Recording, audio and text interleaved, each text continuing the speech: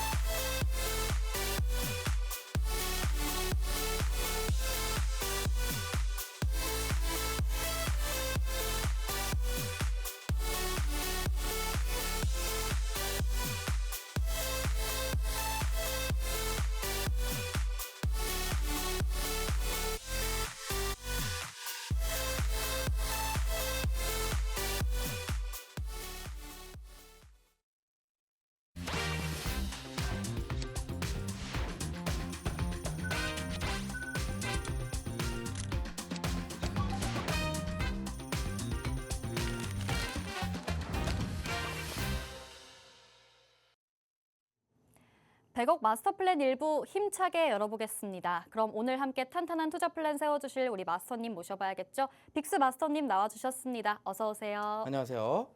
자, 만나서 반갑습니다. 빅스마스터입니다. 오늘 100억 마스터 플랜 여러분들과 함께 할 건데요.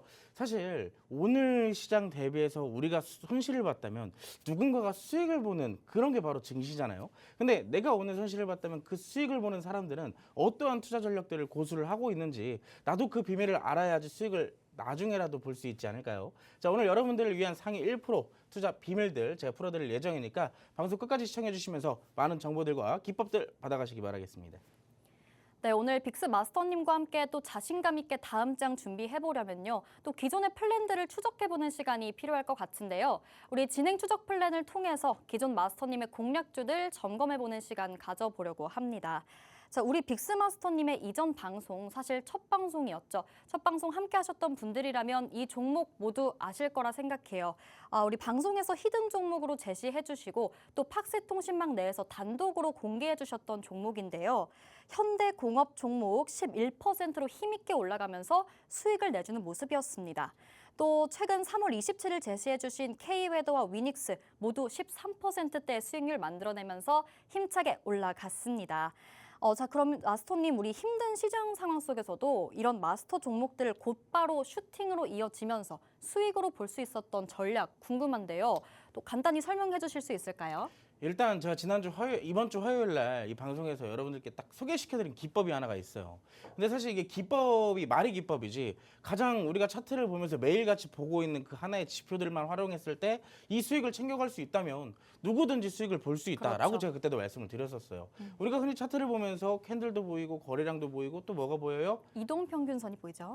기억을 잘 하셨습니다. 네. 네. 이동평균선이 보여요. 근데 우리가 항상 이동평균선을 보면서 이걸 어떻게 활용을 해야 되나 고민만 하셨던 분들, 생각만 하셨던 분들이 있습니다. 근데 그 비밀을 제가 이번 주 화요일 날 풀어드렸었는데 자, 어떠한 종목으로 어떻게 응용을 했는지 지금 같이 한번 풀어보도록 하겠습니다. 화면 같이 보시죠. 자, 이번 주 화요일 날 여러분들께 제가 241선에 대한 비밀을 풀어드렸습니다. 241선을 돌파하는 차트는 수익으로 직결될 가능성이 높다라고 제가 언급을 해드렸었죠. 근데 그때 당시에 그 종목 다음 날 바로 슈팅이 나오게 됐어요. 사실 우리가 241선을 돌파하는 과정 중에서 또 추세를 만들어가는 그런 차트라고 제가 말씀을 드렸었는데 우리가 또 이렇게 단타로도 활용할 수가 있다는 것을 여러분들께 알려드리기 위해 또 이렇게 리뷰를 해보도록 하겠습니다. 자, 두 번째 페이지를 같이 한번 살펴볼게요.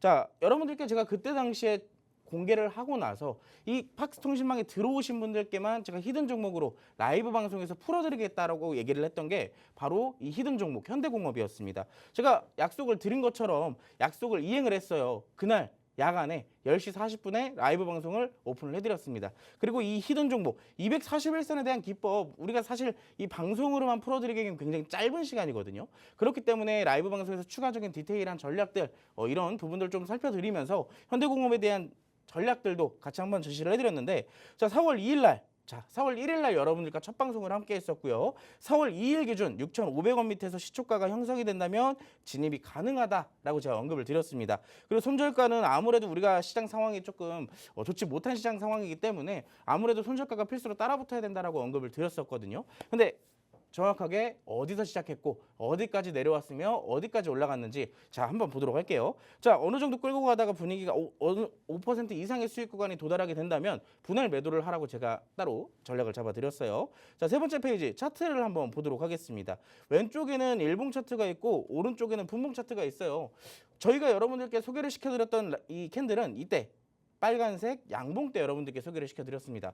보면 다음날 뭐야 상승이긴 하지만 뭔가 조금 애매한 상승이죠. 윗꼬리가 굉장히 길게 달린 음봉 캔들이 나타나게 됐어요. 근데 막상 음봉 캔들이고 올라가지 않은 것처럼 보이지만 다음날 이 직접적인 분봉의 흐름들을 볼까요? 자, 6,500원 밑에서 시초가가 형성이 되면 진입 가능하다라고 언급을 드렸었죠. 이날 시초가 6,410원에 형성이 됐습니다. 그리고 나서 대략 2% 정도에서 4% 정도 하락이 나왔는데 손절가 6,050원 아까 제시를 해드렸다라고 언급을 드렸었죠. 정확하게 6,200원까지 조정 나오고 그 뒤로부터 슈팅이 연이어서 나오게 됐습니다. 대략 이때 당시 상승률이 무려 11%가 넘어갔었어요. 이걸 만약에 우리가 공략을 했다면 장이 오픈되고 나서 무려 2시간 만에 10%가 넘는 수익을 또 이렇게 챙겨볼 수가 있었습니다. 자, 아직도 241선을 이용한 돌파 매매를 모르신다. 사실 몰라도 돼요. 근데 우리가 시장에는 많은 기법들도 있고 많은 검색식도 있고 여러 가지 다양한 투자 활용처들이 있잖아요. 근데 중요한 거는 지금 사실 시장은 생물처럼 움직여요. 항상 시장의 환경이 바뀐다라는 얘기입니다. 그렇기 때문에 어떠한 패턴들과 어떠한 기법들이 어떠한 시장에 맞는지는 매번 찾아야 되는 것들이 우리 투자자들의 숙명이에요. 근데 지금 같은 경우에는 이 지수 자체가 어느 정도 굉장히 낙폭되어 있고 많이 내려와 있는 시점들이잖아요. 근데 바닥을 잡고 올라가는 과정 중이라면 개별 종목들도 마찬가지의 흐름을 가져갈 가능성이 굉장히 높습니다. 특히나 장기 이평선을 하회했던 현재의 시장 분위기들을 본다면 전반적으로 다시 올라가기 위한 추세 변곡도 만들어줘야 돼요. 자, 그렇다면 여기에 대한 개별 종목들도 이 움직임을 함께 해줘야 된다는 얘기겠죠. 그렇기 때문에 지금 시장에서 수익을 보기 위해서는 이 기법을 꼭 알고 계시는 게 좋다라고 얘기를 하겠습니다. 자, 역배열 차트가 단기간에 강한 상승을 보일 때 단기선이 장기선을 돌파할 때 공략이 가능하다. 여기에서는 사실 단타로도 공략 가능하고요. 중장기적으로 공략이 가능한데 수익률은 어떻게 전략을 잡아가느냐에 따라 천차만별입니다. 뭐 5%가 될 수도 있고 60%가 될 수도 있고 100%가 될 수도 있어요. 자, 이 투자 기법 궁금하신 분들은 아래 하단에 QR코드 꼭 스캔하셔서 팍스통신망으로 입장을 해주시면 되겠고요. 자, 이 비밀 조금이라도 듣고 들어가고 싶다 하시는 분들은 오늘 방송 끝까지 시청하실 필요가 있겠습니다. 제가 이따 2부에서 이 교육 다시 한번 복습을 시켜드릴 거예요. 근데 우리가 사실 이런 기법들을 안다고 해도 내가 정확하게 이해를 하지 못하면 어떠한 좋은 기법이 있어도 내가 쓰지를 못해요. 그렇기 때문에 여기에 대한 디테일한 교육들도 하단 QR코드를 통한 팍스통신망에서 진행을 해드릴 테니까 지금 바로 입장하시면 되겠습니다. 자, 그래서 이제 두 번째 종목도 사실 있잖아요. 네, 그때 그렇죠. 당시에 제가 마스터 종목이랑 이렇게 히든 종목 두 가지를 공략을 시켜드렸었는데 우리가 또 히든 종목 같은 경우는 이렇게 또 수익이 낮지만 마스터 종목은 또 안 올라가서 공개 안 하는 거 아니냐 하실 수도 있습니다. 그렇기 때문에 제가 여기서 종목 AS를 간단하게 진행을 해드릴게요. 제가 그때 당시 화요일 날 여러분들께 시장에 대한 얘기를 잠깐이나 좀 브리핑을 드리면서 전반적으로 이제 관세가 발표되면 시장에 반등 나올 가능성이 높다라고 언급을 드렸습니다. 그렇게 된다면 전반적인 과대낙폭된 업종들이 다시 가파르게 반등을 보일 것이다. 빠른 반등을 보일 것이다라고 말씀을 드렸었잖아요. 자, 지금 보시면 우리가 그때 당시 진입을 하고 나서 아직도 제자리를 유지하고 있습니다. 큰 손실도 아니고 큰 수익도 아니고 그 적당한 제자리에서 지금 흐름을 기다리고 있다라고 볼 수가 있겠죠. 오늘도 시장이 한 3% 가까이 갭하락을 시작을 했었지만 이 종목은 사실상 그 정도의 하락이 나오진 않았어요. 어느 정도 자리를 지켜주면서 오늘 지수 반등 때 같이 이 종목도 자리를 잡아주는 과정이었습니다. 이 종목 어떤 종목인지 궁금하시죠? 빠른 반등이 예상되는 반도체 종목, 히든 종목이에요. 사실 오늘 이러한 흐름을 보였다라고 한다는 것은 전 개인적으로 봤을 때 내일 하나의 일정이 하나 있잖아요. 중요한 일정. 그 일정이 맞춰지고 나서 시장에 반등이 나올 때 이 종목은 굉장히 좀 빠르게 올라갈 가능성이 높다라고 생각을 합니다. HBM의 재료를 갖고 있고 유리기판의 재료를 갖고 있는 반도체. 빠른 종목, 빠른 반등의 가능성이 높은 이 종목. 여러분들도 궁금하고 차트가 내가 봐도 이뻐 보인다 하시는 분들은 지금 바로 QR 찍으시고 팍스통신망으로 함께 하시기 바라겠습니다. 네, 오늘 빅스 마스터님께서 화요일 첫 방송에서 제시해 주셨던 종목 다시 한번 점검해봤습니다. 이동평균선을 통한 매매 기법을 그때 설명을 해주셨는데 또 강의 이후에 바로 현실 차트에 적용되는 모습 굉장히 인상적이었습니다. 단기선이 장기선을 돌파할 때 공략이 또 가능하다는 거였는데요. 이런 차트의 흐름을 정확히 캐치하면서 또 공략을 해주셨기 때문에 단기간에 11%라는 수익률을 만들어내지 않았을까 싶습니다. 우리 빅스 마스터님과 함께 하시면서 이런 차트의 흐름 놓치시면 안 되겠죠. 또 오늘 방금 히든 종목 하나 좀 힌트를 주셨는데 이 종목까지 궁금하시다 하면은 팍스 통신망 내로 들어오시면 됩니다. 앞서 말씀드렸듯이 저희 마스터 플랜은 누구에게나 열려있는 방송입니다. 여기 보이는 QR코드 스캐너서 입장하시면 되는데요. 팍스 통신망 내로 들어오시면요. 저희 방송 이후에도 계속해서 종목에 대한 정보들 받아보실 수 있습니다. 또 통신망 안에서 오늘 방송 이후에 진행되는 우리 마스터님의 라이브 방송 링크 받아보실 수 있는데요. 이 라이브 방송 함께 하셔야지 오늘 이동평균선 강의 같은 중요한 내용들 더불어서 이 다양한 종목에 대한 매매 전략들까지 받아보실 수 있으니까요. 꼭 생방송 50분 내 입장하시기 바랍니다. 자, 다음은 우리 프로그램의 핵심 코너기도 하죠. 시장의 중요한 지표들과 함께 장의 흐름을 좀 훑어나가 보면서 어떻게 우리 계획을 세워야 될지 또 기회를 어떻게 잡아야 할지 알아보는 시간입니다. 부의 지도겠죠. 자, 우리 빅스마스터님이 오늘 수급 상황과 이슈 재료 그리고 추세 흐름 등과 관련해서 키워드를 좀 꼽아 와주셨어요. 하나하나 살펴보도록 하겠습니다. 자, 오늘의 첫 번째 키워드부터 보도록 할게요. 오늘의 첫 번째 키워드는 마법의 단어라는 키워드입니다. 사실 저는 이걸 보니까 떠오르는 단어가 하나 있긴 해요. 어떻게 떠오르시죠? 이 등장했다 하면 수익이 따라오는 단어가 하나 있습니다. 빅스 아닌가요?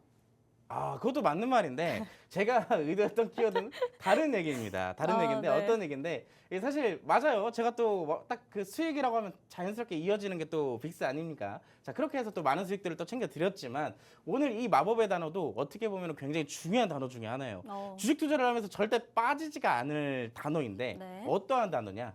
선반영이라는 단어예요. 선반영. 사실 선반영이라는 의미는 네. 좋은 의미일 수도 있고 안 좋은 의미일 수도 있어요. 사실 우리가 주식 투자를 하면서 주가가 상승할 때 가장 기본적인 힘이 되는 원동력이 뭐냐면 기대감이거든요. 어떠한 뭐 재료가 됐던 기업적인 성장이 되던 무언가 하나가 기대감이 작용이 된다면 이렇게 선반영으로 이어지면서 주가가 상승하는 모습들이 나타납니다. 네. 근데 반대로 어느 정도 주가가 상승했기 때문에 재료가 드러났을 때 그 주가가 하락하는 경우도 있어요. 네. 그때 당시에 우리가 뭐라고 하냐면 마법의 단어 선반영이 됐구나 라고 하면서 이제 물리는 경우들도 생깁니다. 자 근데 우리가 오늘 이 시장의 상황을 보고 왜 마법의 단어를 선반영이라고 얘기를 했냐면 우리가 지금까지 기다렸던 거는 이번 주에 거대한 이벤트 2개 중에 첫 번째가 이제 상호관세에 대한 내용들이었잖아요. 근데 상호관세 내용들을 우리가 살펴보다가 보니까 전반적으로 미국 증시가 끝나고 나서 이 미국에서 상호관세가 발표가 됐단 말이에요.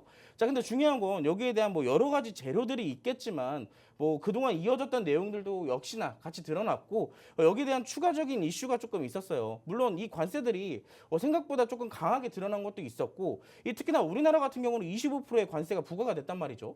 우리가 사실 한국과 미국은 이 자유무역 협정 FTA가 맺어져 있는 서로 국가들이잖아요. 그렇죠. 그렇기 때문에 이 무역에 대해서 그리고 수출과 수입에 대해서 어느 정도 조금 맞춰가는 그런 흐름들이 좀 있어야 되는데 이 미국은 그런 게 이제 없어요. 근데 사실상 이 한미 FTA가 폐지 수순에 들어갔다라고 볼 수밖에 없는 배경이 만들어진 거예요. 네. 통상 이제 한국과 미국은 서로 자유무역 협정보다는 이 무역과 서로 경쟁하는 체제가 되어버렸다라고 볼 수밖에 없다라고 얘기를 드릴 수가 있을 것 같고요.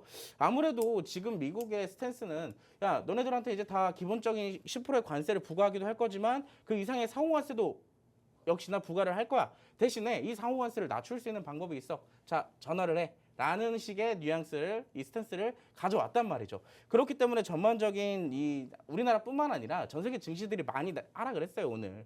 근데 중요한 건 이겁니다. 지금 오늘 어떻게 보면은 국내 증시가 대략 3% 이상의 개파락에서 시작을 했단 말이죠. 근데 장중의 흐름들을 보니까 어떻게 했어요? 이 낙폭들을 전부 다 만회하고 거의 약보합 수준에서 끝났어요. 사실 이것도 굉장히 대단하다라고 생각을 하거든요. 근데 흐름들을 좀 잠깐 같이 보도록 하겠습니다. 차트를 제가 가지고 왔는데 일단 미국 증시 자체는 이 상호관세가 발표되기 직전에 다우지수와 나스닥 지수 모두 상승해서 끝났어요. 상호관세 생각보다 좀 별거 없지 않을까라고 생각해서 미국 증시도 이렇게 상승해서 끝났단 말이죠. 근데 증시가 끝나고 나서 다시 한번 관세가 발표된 이후 어떻게 흐름이 됐냐? 미국 선물 시장에서 볼 수 있습니다. 아직 지금까지도 현재 시점에서도 미국 증시가 개장을 안 했기 때문에 선물 시장으로 우리가 파악을 할 수가 있는데 대략적으로 양시장 모두 3%에서 5% 가까이 하락이 나왔어요. 그렇다라는 것은 이 여파가 장 초반에 어디로 이어졌다? 국내 증시까지 이어질 수밖에 없었단 말이죠. 자, 그래서 국내 증시 차트를 좀 다시 돌아가서 보자면 이겁니다. 오늘 사실 추가적인 하락도 나올 수도 있었는데 코스피에서 장대 양봉이 나왔어요. 왜? 2% 3%에서 하락했다가 올라왔으니까 양봉이 되어버린 거고 이 코스닥도 마찬가지입니다. 시가가 저점이었어요. 그 이후로부터 꾸준하게 상승이 나오면서 이렇게 양봉이 만들어졌다는 겁니다. 근데 제가 여기서 여러분들께 비교를 시켜드리고 싶은 건 그거예요. 지난주 미국 증시를 본다면 그러니까 이제 이번 주 초반과 지난주에 미국 증시를 본다면 상대적으로 양호했어요. 흐름들이. 오히려 상승도 나오고 하락이 나오지만 저점이 깨지지 않는 흐름들이 나왔었단 말이에요. 자, 근데 유독 우리나라 국내 증시만 많이 빠지는 흐름들이 나왔어요. 어떻게 됐어요? 저점도 이탈이 되고 이 개파락으로 시작해서 추가적 하락까지 나오게 됐습니다. 근데 결국에 이게 어떻게 됐냐면 관세에 대한 이 발표됐던 관세에 대한 내용들을 풀어보니까 생각보다 우리가 알고 있던 내용들이고 아무래도 여기에 대한 선반영이 미리 이번 주 초반과 지난주에 반영이 됐구나라는 인식이 오늘 시장을 끌어올린 계기가 되지 않았을까라고 생각을 합니다. 자, 그렇다면 이 관세에 대한 얘기 사실 끝난 게 아니잖아요. 말 그대로 관세에 대한 얘기는 앞으로 계속 꾸준하게 이어져 갈 수밖에 없습니다. 아직까지도 현재 진행형이에요. 완료형이 아닙니다. 자, 그렇다면 우리가 여기에서 이 관세에 대한 피해, 사실 웬만한 종목들이 관세의 피해주로 보고 있거든요. 근데 오히려 반대로 관세 수혜주들이 있어요. 관세가 발표가 된과 동시에 수혜를 받을 수 있는 종목. 그렇다면 우리가 관세에 대한 이 관세로 인해서 증시가 계속 하락을 하게 됐을 경우에 우리는 반대로 어떠한 매매를 해야 어떠한 종목들을 잡아야 수익을 볼 수 있냐. 그게 아마 여러분들 가장 궁금하실 것 같습니다. 그래서 제가 두 가지의 힌트를 여러분들께 알려드리려고 갖고 왔어요. 첫 번째는 히토리라는 관련주고요. 두 번째로는 이 유통업종입니다. 이 두 가지 관세 타격 피난처라고 불리우고 있는데 히토류 같은 경우는 사실 미국과 가장 이 사이가 안 좋은 나라가 어디예요? 앵커님. 중국 아닌가요? 맞아요. 네. 중국과 미국은 맨날 티격태격 싸우잖아요. 그렇죠. 그렇기 때문에 우리가 이걸 알아야 되는데 첨단 장비들을 생산하기 위해서는 히토류라는 자원이 꼭 필수로 들어가는 게 현재 시장이에요. 근데 히토류가 전 세계에서 생산되는 양 중에 중국에서 생산되는 양이 무려 80%입니다.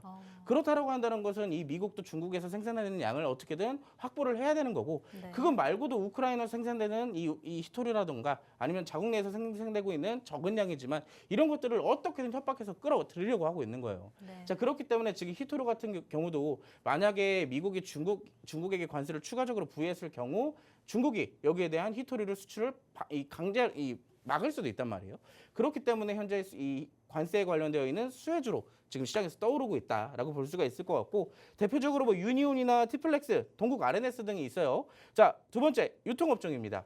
이 유통업종은 사실 이 이유도 있겠지만 가장 중요한 이슈가 하나가 있어요. 뭐냐면 워렌 버핏도 유통과 물류업종을 매수를 하고 있다는 거예요. 기존에 AI나 로봇 쪽에서 강하게 매수를 해서 이 워렌 버핏 투자 성향 자체가 원래 장투하시는 분이잖아요. 네. 그럼에도 불구하고 이 AI나 첨단 기술주들을 다 매도를 한 다음에 어디로 눈을 돌렸냐? 유통이랑 물류 쪽으로 눈을 돌렸대요. 근데 지금 큰 손이 맞아요. 네. 그 큰 손이 그렇게 돌렸다라고 합니다. 대표적으로 뭐 힌트를 잠깐 드리자면 일본 쪽 기업들을 좀 많이 매수를 했다라고 하더라고요. 근데 지금 것처럼 보시는 것처럼 우리나라 시장에서도 지금 전반적으로 웬만한 종목들이 다 떨어졌지만 오히려 유통업종만큼은 어느 정도 자리를 계속 메꿔주는 모습들이 많이 나왔어요. 그렇기 때문에 지금 만약에 우리가 장투하는 목적으로 관심을 둔다면 이 히토류 관련주들과 유통업종들 계속 꾸준하게 추적 관찰을 해야겠죠. 자, 그 중에서 제가 관심 갖고 있는 딱 테마마다 한 종목씩을 사실 갖고 있어요. 자, 그 종목이 어떤 종목인지 여러분들도 아마 굉장히 궁금하실 겁니다. 자, 굉장히 궁금하시죠? 지금 바로 QR코드 찍으시고 팍스통신망으로 오시게 된다면 제가 공개를 해드리도록 하겠습니다. 네, 사실 관세 발표 당일 굉장히 걱정이 많았습니다. 시장이 도대체 얼마나 떨어질 수 있을까 좀 조마조마하면서 지켜봤는데 사실 지난주 금요일부터 이 과대 낙폭이 좀 선반영되면서 오늘은 장중 저점 대비해서는 굉장히 제한적인 폭으로 하락 마감하는 모습이었습니다. 우리 투자자분들은 모두 이 관세 타격을 피해서 내가 좀 어디로 도피해야 될까 이 피난처를 찾고 싶으신 분들이 많으실 것 같은데요. 빅스 마스터님께서는 또 히토류와 유통 종목들을 콕 집어서 꼽아주셨습니다. 각각 종목을 하나씩 가지고 있다고 하시죠. 이 종목들 많이들 궁금해하실 것 같은데요. 팍스통신망 내에 들어오신 분들만 또 알아가실 수 있습니다. 팍스통신망 들어오셔서요. 또 이 히토류 업종 그리고 유통주들 관련해서 전략 꼭 얻어가시기 바랍니다. 네, 이렇게 첫 번째 키워드 한번 리뷰해봤고요. 우리 두 번째 키워드로 넘어가 보겠습니다. 오늘의 두 번째 키워드는요. 중구난방이라는 키워드입니다. 사실 중구난방 굉장히 요즘의 시장을 그냥 함축해서 표현해주는 단어인 것 같아요. 맞습니다. 네, 한 주 내에도 굉장히 많은 이슈들이 포진되어 있었다 보니까 맞아요. 시장을 좀 이끄는 주도하는 종목들이 없고 왔다 갔다 하는 모습이었잖아요. 맞아요. 네. 자, 그래서 제가 이제 중구난방이라는 좀 이 키워드를 가지고 나왔는데 제가 입고 있는 이 난방이 아니라 중구난방 여러 가지로 이제 좀 약간 선반되어 있다라고 네. 볼 수 있습니다. 네. 자, 왜 그러냐면 이 중구난방이 왜 제가 얘기를 하냐면 수급적인 것도 그렇고 테마적인 것도 그래요. 오늘 막상 시장이 저점에서부터 반등이 나왔지만 막상 뚜렷하게 무언가 상승한 게 없어요. 여기도 갔다 저기도 갔다 또 왔다 갔다 하다 보니까 이 시장이 결국에 뭐가 남았다? 윗꼬리만 남았다. 사실 뭐 지수 자체는 강하게 반등을 보인 건 맞지만 전반적인 테마들을 본다면 윗꼬리만 굉장히 강하게 달고 내려왔기 때문에 사실 오늘 추격 매수를 했다면 굉장히 어려웠던 하루가 아니었나라고 생각을 해볼 수가 있겠습니다. 자, 이 테마를 보시면 여러분들 아실 거예요. 오늘 뭐 정치 테마도 올라갔다 내려왔죠. 엔터주도 올라갔다 내려왔고요. 히토류도 한번 돌고 철강도 돌고 제약도 돌고 모듈러 주택도 돌고 이 외에도 다양한 테마들이 돌고 돌았어요. 아마 여러분들 오늘 단타 매매를 해보시거나 시장을 좀 보셨던 분들은 이게 무슨 말인지 아마 알 거예요. 내가 오늘 윗꼬리에 물리신 분들은 더욱더 공감을 많이 하실 겁니다. 자, 근데 오늘 이렇게 윗꼬리가 나오는 이유들이 있어요. 왜냐? 시장이 워낙 바닥을 찍고 올라오는 과정 중이기 때문에 전반적으로 이러한 형태를 띠고 있습니다. 시장이. 주도주를 찾지 못했다라는 이유. 왜? 사실 어떠한 시장을 끌어올리기 위해서는 전반적인 주도하는 업종들이 하나씩은 있어줘야 수급들이 들어오게 되거든요. 왜냐하면 투자자들이 오늘 전력주들 좋대. 자, 요즘에 로봇주들 좋대. 하면서 자연스럽게 뭐가 돼요? 거기에 테마에 투자를 하잖아요. 네. 그러면 자연스럽게 돈이 몰리게 되고 유동성도 늘어나고 거래대금도 늘어나고 전반적으로 지수가 올라갈 수밖에 없는 환경이 만들어집니다. 자, 근데 지금 같은 경우는 어때요? 주도주가 없기 때문에 사실상 중구난방의 시장이었다라고 볼 수가 있을 것 같고, 두 번째, 저평가, 저점 매수의 메리트를 느끼는 매집의 흐름들이 굉장히 많이 나왔습니다. 사실 오늘 뭐 저점 찍고 올라온 종목들이 굉장히 많잖아요. 자, 그런 종목들에 대한 메리트의 수급들이 강하게 들어왔고, 그리고 어느 정도 올라가다 보니까 어때요? 자리가 만들어지고 단타 세력들도 단타 수급들도 들어오면서 전반적으로 오르내림이 강하게 나타나는 하루였다. 자, 근데 이런 중구난방의 시장이지만 주목해야 되는 것들이 있습니다. 저는 오히려 시장이 이렇게 내려갔다 올라오는 과정 중에서 어느 정도 이렇게 중구난방의 시장이 좀 만들어지게 된다면 관심을 두는 캔들들이 있어요. 어떠한 캔들들이냐? 대표적으로 이 캔들들입니다. 이 캔들들인데 사실 어때 보여요? 앵커님이 봤을 때 이 캔들들의 모양이? 음봉이 좀 길게 나타나는 모습인데요. 맞아요. 네. 음봉도 길게 있고 왼쪽에 보시면 뭐 윗꼬리도 길게 달려 있고 네. 또 여기 가운데 보시면 위아래 꼬리가 길게 달리는 캔들들도 있잖아요. 이 캔들들의 공통점은 어떤 거냐면 매집 캔들입니다. 매집. 그러니까 흔히 수급 주체들이 이 하나의 종목들에 대한 이 매집을 통해서 나타나는 전형적인 캔들의 모양들이에요. 어느 정도 이 어떠한 종목들에 관심을 두고 수급을 모아서 매집을 한다는 것 자체가 어떠한 행위예요? 이 종목의 저평가에 대한 가능성도 보고 있고 앞으로 시장 반등이 나오게 된다면 올라갈 가능성도 보고 있는 거잖아요. 그렇기 때문에 해당 캔들들을 꼭 살펴봐라 라고 말씀을 드리도록 하겠습니다. 자, 여기에 대한 관련되어 있는 내용들 조금 이따 또 디테일하게 풀어드릴 건데, 자, 오늘 방송 절대 놓치시면 안 돼요. 왜? 앞으로 시장이 반등이 나오게 된다면 지금 현재 나오고 있는 이 캔들들 굉장히 중요하게 여겨지게 될 겁니다. 여러분들이 수익을 볼 수 있는 1%의 비밀 중에 하나가 바로 여기에 있다는 거예요. 자, 궁금하시죠? 해당 내용들 디테일하게 풀어드릴 장소 알려드리도록 하겠습니다. 하단 QR코드 찍으시고 지금 바로 팍스통신망으로 함께 하시기 바랍니다. 네, 사실 순환매 장세는 뚜렷한 주도주가 없이 좀 시장의 매수세가 이곳저곳으로 옮겨 다니는 현상을 말하잖아요. 우리 빅스 마스터님이 또 설명해 주셨듯이 이런 지지부진한 시장 속에서 우리가 또 새로운 반등의 기회를 잡을 수 있을 것 같습니다. 그렇다면 이런 순환매 장세 속에서 내가 좀 새로운 공략을 해보고 싶다. 또 각종 테마주들 어떻게 공략해봐야 될지 모르겠다 하시는 분들 모두 팍스통신망 내에서 얻어가실 수 있습니다. 이런 전략들 받아보시면서 또 빅스 대표님과 함께 또 이 수익의 흐름 짚어보시면 좋겠네요. 자, 마지막 키워드 넘어가 보겠습니다. 저희 마지막 키워드는요. 아저씨라는 키워드입니다.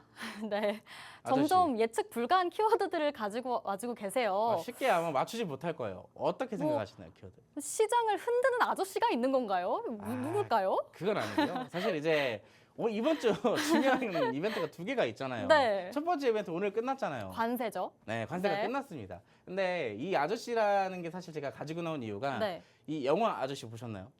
영화 아저씨 못 봤지만 너무 잘 알고 있어요. 아, 맞아요. 거기 안에 있는 이제 남자 주연 배우분이 네. 이 마지막 딱 영화가 끝나기 직전 마지막에 네. 딱 이걸 들고 차에다 딱 댄 다음에 네. 뭐라고 얘기를 하냐? 아직 한 발 남았다라고 얘기를 해요. 아, 그런 의미가. 사실 그런 이제 의미가. 사실 제가 원빈은 아니지만 빅스입니다. 빅스인데 사실 이제 제가 여기서 말씀을 드리고 싶은 건 그거예요. 자, 이제 이번 주 중요한 이벤트가 하나가 끝났는데 그리고 여기에 대한 이벤트가 끝나면서 시장이 반등이 나왔지만 아직 중요한 이벤트가 하나 더 남았다. 네, 아직 바로 한 발 더 내일이죠. 남았다. 라는 의미에서 자, 아저씨라는 것을 갖고 왔습니다. 자, 어떠한 이슈냐? 사실 여러분들 제일 잘 아실 거예요. 이 주식하지 않는 분들도 아시는 내용들인데 어떤 거냐면 내일 이제 중요한 이슈가 하나 있죠. 헌법재판소에서 탄핵에 대한 심판을 내일 오전 11시에 선고할 예정이라고 합니다.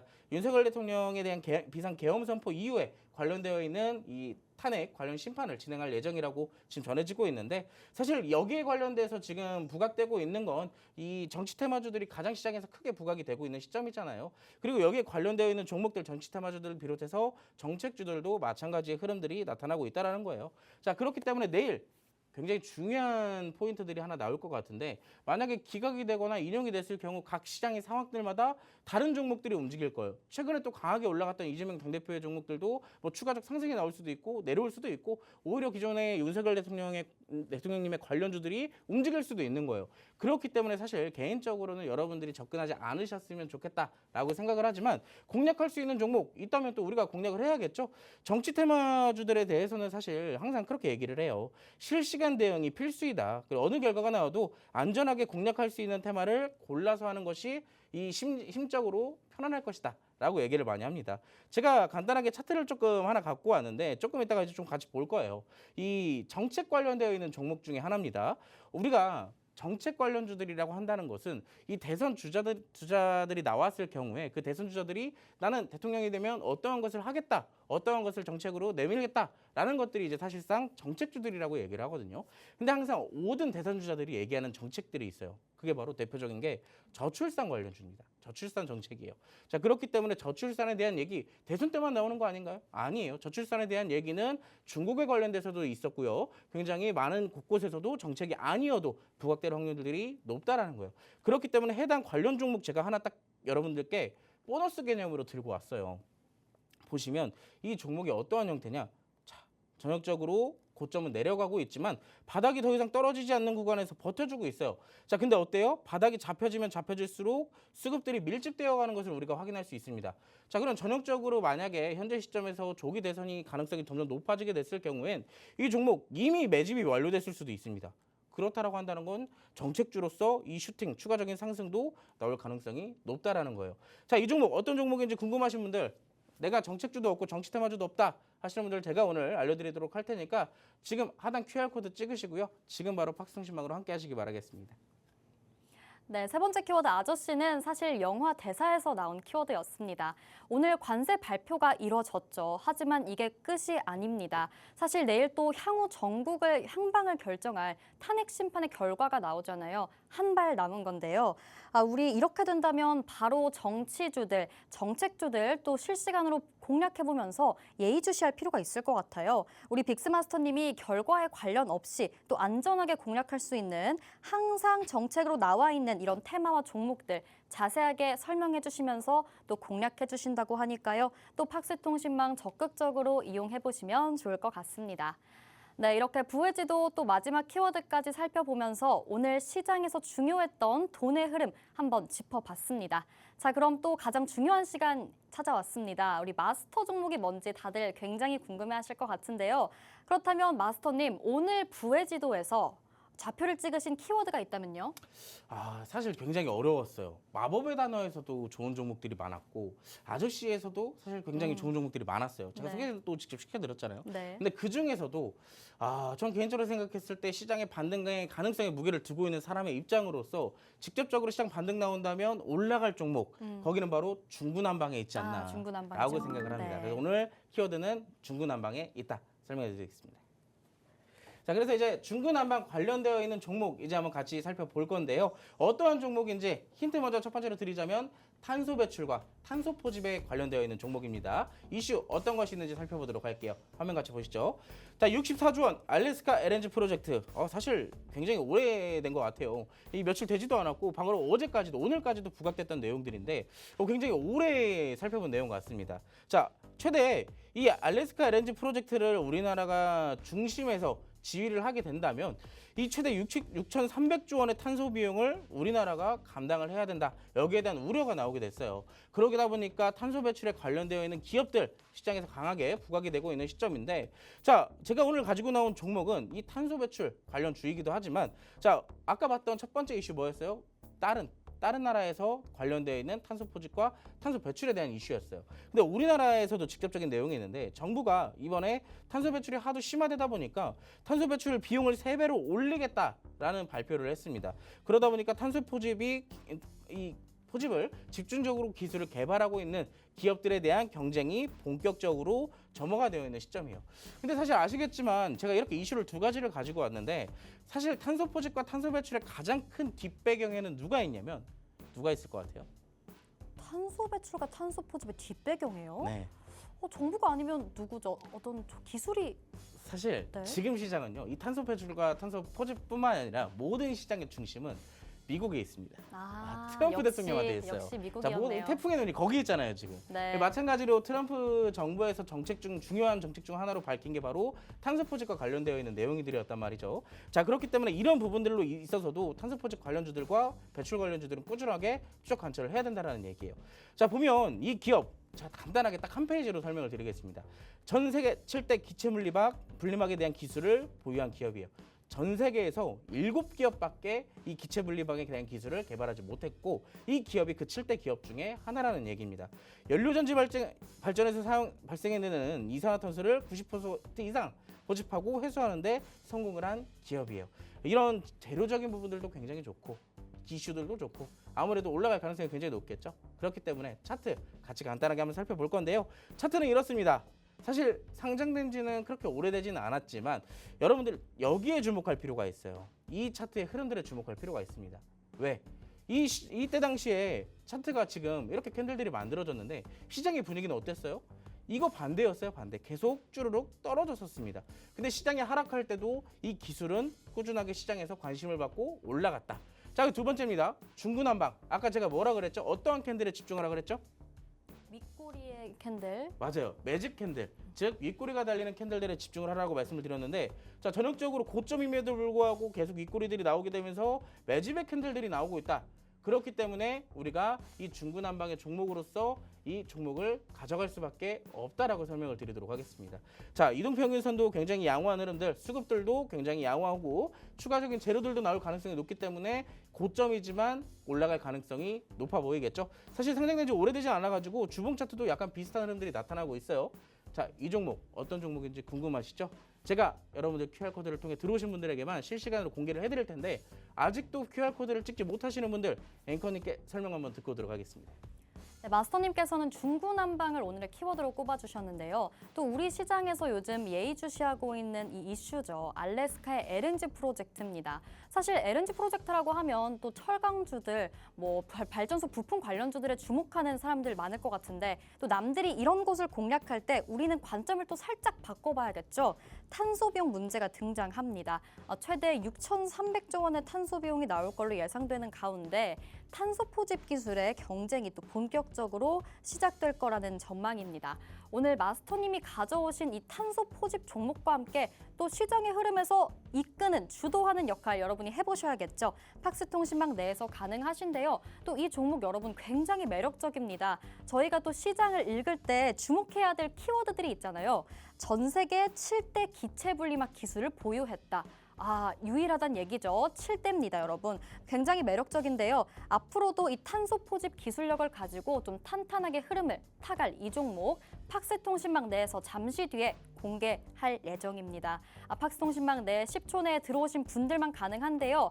곧 카운트다운 시작할 테니까요, 여러분. 이 매력적인 종목 받아가고 싶으시다면 지금 바로 입장해 주시기 바랍니다. 네, 시간은 계속 흘러가고 있습니다. 우리 전 세계 7대 기체 분리막 기술을 보유한 이 매력적인 종목 받아가시려면 팍스통신망 내로 들어오시면 됩니다. 이렇게 조금 전 종목명 공개되었다고 합니다. 지금 시간을 놓치신 분들 또 너무 아쉬워하진 않으셔도 되는 게요. 방송 이후에도 계속해서 팍스통신망 내에서 이 종목 관련해서 정보들이 나갈 거고요. 또 라이브 방송 통해서도 우리 빅스 마스터님이 매매 전략들 자세하게 설명해 주실 거라고 하니까요. 또 팍스통신망 내에 들어와 주셔야겠죠. 네, 이 종목 마스터 종목 꼭 받아가 보시기 바랍니다. 네, 그럼 저희 100억 마스터 플랜 일부 계속해서 함께하고 계십니다. 저희 프로그램에 킥이라고 할 수 있는 이 코너가 또 준비되어 있습니다. 우리 마스터님의 킥포인트 투자 강의 시간인데요. 사실 마스터님이 진행해 주셨던 이 이동평균선을 통한 돌파 매매 기법 굉장히 유익했고요. 또 이것이 바로 현실 차트에서 반영되는 모습까지 확인하실 수 있었습니다. 이런 강의들 또 한 번 들어보시면 좋겠죠. 오늘도 돌파 매매 기법에 대해서 더 자세하게 준비해 주셨다고 하니까요. 또 잠시 후에 바로 다시 만나보겠습니다.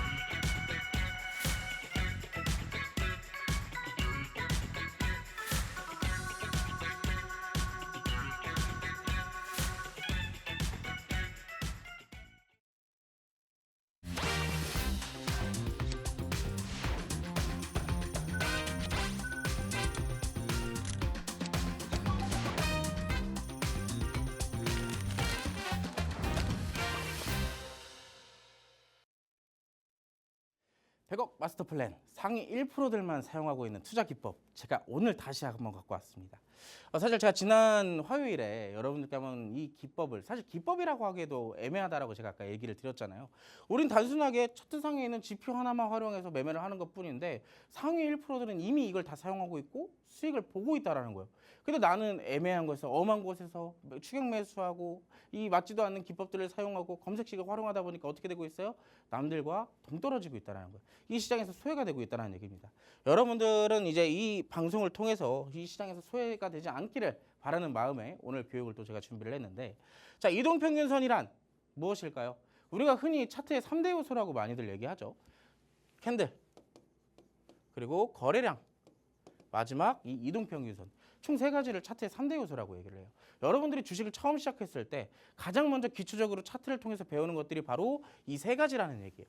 근데 그 중에서 가장 기본적인 내용인 이동평균선인데 이게 어떻게 상위 1%들이 사용하고 있는 기법이란 걸까 궁금하시죠? 자, 이동평균선이란 건 특정 기간 동안의 평균 가격을 선으로 연결한 거예요. 자, 종류 같은 경우를 간단하게 먼저 얘기를 드리자면 5일선과 11선, 21선, 61선, 121선 사실 이렇게 정형적인 게 아니라 뭐 7일선도 있고 뭐 130선도 있고 막 480일선도 있고 굉장히 많은 종류가 있어요. 말 그대로 평균적인 가격을 선으로 연결한 거예요. 어떠한 특정한 기간을 두고요. 예를 들어 가지고 5일 이동평균선이라는 것은 5일 동안 이 캔들의 종가 평균을 연결한 것, 이걸 바로 5일 이평선이라고 얘기합니다. 이동평균선을 줄여서 뭐라고 하냐면 이평선이라고 얘기를 해요. 너무 길잖아요. 이 사실 한국인들은 굉장히 답답한 걸 싫어하기 때문에 모든 걸 다 줄이려는 습성이 있습니다. 자, 그래서 이제 이평선이라는 것을 가지고 우리가 얘기를 해볼 건데, 자, 두 번째 페이지로 넘어가 보도록 할게요. 자, 두 번째 페이지로 넘어가면, 자, 정배열과 역배열입니다. 우리가 방금 전에 이동평균선을 배웠는데 정배열과 역배열은 뭘까 하시는 분들이 있을 거예요. 자, 우리가 흔히 이동평균선은 한 차트에 여러 개를 추가를 할 수가 있지만 대표적으로 5개에서 한 7개 정도를 놓고 분석을 합니다. 자, 근데 지금 같은 경우에는 우리가 이제 정배열을 먼저 알아볼 건데 정배열의 특징은 딱 하나만 알고 있으면 돼요. 숫자가 작은 게 작을수록 위로 올라간다. 숫자가 크면 클수록 아래로 내려간다라는 것인데, 자, 근데 지금 예를 들어서 정배열 같은 경우에는 5일선이 위에 있고 아래에 가면 어떻게 돼 있어요? 21선과 61선, 121선으로 순서가 나열되어 있죠. 배열되어 있는 것을 정확하게 이루어진다 그래서 정배열이라고 얘기를 합니다. 자, 정배열이라는 것은 상승 추세의 의미와도 굉장히 유사하다라고 볼 수가 있어요. 왜냐하면 5일선은 캔들의 이동평균, 그 평균적인 가격 자체가 짧잖아요, 기간이. 그렇기 때문에 주가의 캔들이 움직일 때마다 가장 먼저 반응하는 것이 바로 5일선입니다. 근데 5일선이 계속 위로 올라간다면 어떠한 차트 흐름이에요? 주가가 추세가 올라가고 있다라고 얘기를 드릴 수가 있겠죠. 자, 반대로 역배열이라는 것은 특징이 숫자가 작으면 작을수록 아래로 향한다는 거예요. 자, 그러면 반대로 봤을 때 5일선이 맨 아래에 있고요. 21선, 61선, 121선이 순차적으로 아래로 내려 꽂고 있어요. 그럼 어떻게 되고 있어요? 5일선 특징 뭐라 그랬죠? 굉장히 민감하고 빠르게 반응한다 그랬죠. 자, 그렇기 때문에 주가가 연속적으로 하락하고 있거나 하락 추세를 만들어가고 있다 생각하시면 됩니다. 그래서 역배열이라고 얘기를 하는 거예요. 여기에 대한 우리가 두 가지 정배열과 역배열을 배웠고 이동평균선을 배웠다면 다 배웠어요. 여러분들이 이제 이 기법 사용하실 수 있습니다. 어떻게? 자, 이제 우리가 추가를 해서 5일선과 11선, 21선을 배워왔다면 이제부터 뭘 배울 거냐면 241선을 배울 겁니다. 아니 5일선도 모르고 11선도 아직 모르는데 241선은 뭐냐? 우리가 흔히 이 241선을 뭐라고 부르냐면요. 1년선이라고 불러요. 왜? 1년은 365일 아닌가요? 자, 우리가 일주일에 7일 동안 이 시장이 열리는 건 아니잖아요. 5일 정도 열립니다, 흔히. 그래서 21선 같은 경우는 한 달이라고 얘기를 하고요. 241선 같은 경우는 1년선이라고 얘기를 합니다. 자, 캔들의 종가 평균을 연결한 것, 1년선은 뭐라고요? 장기 이동평균선이다라고 부릅니다. 자, 장기 이동평균선은 추세를 파악하기 용이한데, 자, 5일선 굉장히 예민하고 빠르게 움직인다 그랬습니다. 그럼 숫자가 커지면 커질수록 어떻게 되겠어요? 천천히 움직이겠죠.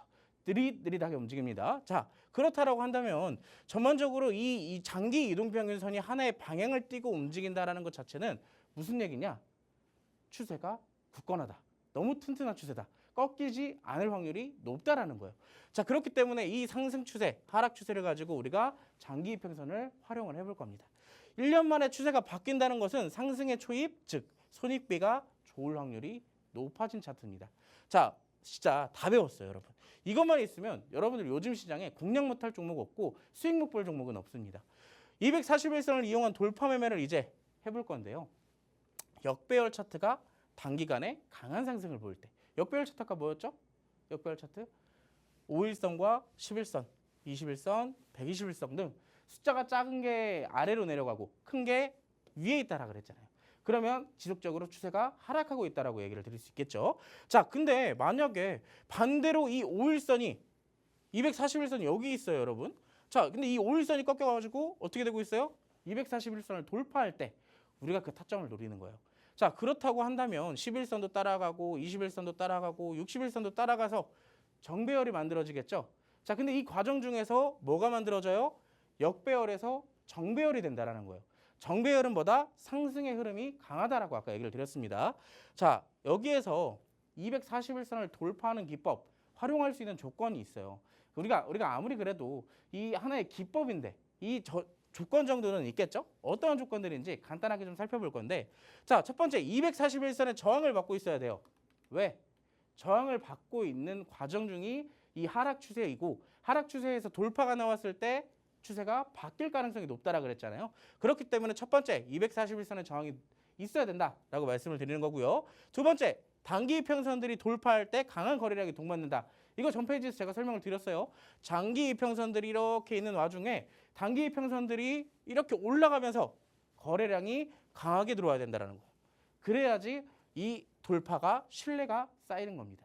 세 번째, 만약에 돌파가 나오고 돌파만 나오면 되겠어요? 추세가요? 자, 조정도 좀 나와줘야겠죠? 자, 근데 조정이 나올 때 어떻게 해야 되냐? 거래량이 축소되면서 241선의 지지를 확인해 줘야 돼요. 자, 241선을 다시 이탈하게 된다면 그래도 하락 추세인 거예요. 근데 만약에 241선에서 안착을 했다. 그렇다고 한다면 다시 여기에서 올라갈 확률이 높습니다. 자, 시간이 없기 때문에 빠르게 설명을 드릴게요. 예시입니다. 자, 지금 여러분들 화면에 보시면 이 갈색 선이 보이실 거예요. 이게 241선입니다. 자, 보면 2022년도 3월 달 기준부터 어떻게 되고 있어요?